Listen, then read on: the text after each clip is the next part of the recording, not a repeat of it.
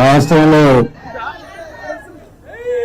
ఎక్కువ ఓట్లు ఉన్న ప్రాంతం ఈ ప్రాంతం ఎక్కువ పడింది. ఈస్ట్ గోదావరి, వెస్ట్ గోదావరి తర్వాత విశాఖపట్నం అయితే 5 లక్షల ఓట్లు పడ్డాయి. ఒక్కొక్క నియోజకవర్గంలో 70-80 వేల ఓట్లు పడ్డాయి.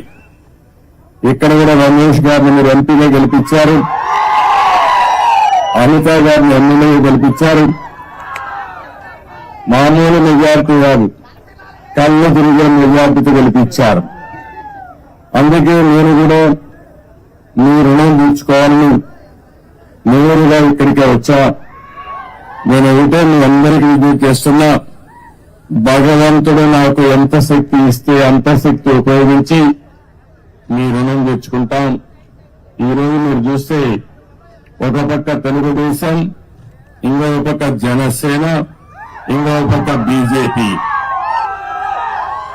3 పార్టీలు కూడా కూటమిగా ఏర్పడి ఎన్డీఏలో మనం ముందుకు పోయాం. మీరు చూస్తే ఏదైతే అరాచకాలు చేసిన వ్యక్తిని, తప్పులు చేసిన వ్యక్తిని ప్రజాకోర్టులో ఏ విధంగా శిక్షించారో మొన్న ఎన్నికలకు ఉదాహరణ మాత్రం. ఎవరైనా సరే రాజకీయాల్లో విడిగితే వాళ్ళని కరెక్ట్ చేసే శక్తి మా ప్రజానీకానికి ఉంది. అదే మొన్న జరిగింది. ఈరోజు మేము ఎన్నోసార్లు మేమందరం చెప్పాం, ప్రజలు గెలవాలి, రాష్ట్రం నిలదొక్కోవాలి. ప్రజలు గెలిచారు, గెలిపించారు. రాష్ట్రం నిలదొక్కోవడానికి మా బాధ్యత మేము చేస్తాం. మీరు కూడా పూర్తిగా సహకరించమని ప్రజలందరినీ కోరుకుంటున్నాం.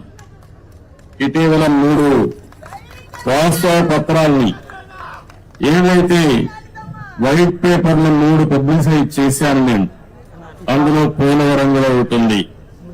ఈరోజు నేరుగా పోలవరం కెనాల్ కోసం వచ్చాను. ఉత్తరాంధ్ర సుజల స్రవంతి, ఈ ఉత్తరాంధ్ర సుజల స్రవంతి పూర్తి చేస్తే అనకాపల్లి జిల్లా గాని ఈ ప్రాంతం అంతా కూడా బ్రహ్మాండంగా అభివృద్ధి అయ్యే పరిస్థితి వస్తుంది. ఒక్క అనకాపల్లి జిల్లాలో 2,80,000 ఎకరాలకు నీళ్లు ఇచ్చే అవకాశం వస్తుంది. త్రాగునీటి సమస్య పూర్తిగా పరిష్కారం చేసే పరిస్థితి వస్తుంది. మీరు ఒక్కసారి చూస్తే నేను ఆ రోజు పనులు చేసిన 5 ఏళ్ల మునుపు ఎక్కడుందో అక్కడే ఉన్నాయి, వేసిన గొంగలు అక్కడే ఉంది. ఏం తమ్ముళ్ళు ఒక్క ఇటుకేమన్నా పని చేశారా అని మిమ్మల్ని అడుగుతున్నా. ఏమన్నా ఎక్కడైనా ఒక తట్ట మట్టి వేశారా అని నేను అడుగుతున్నా.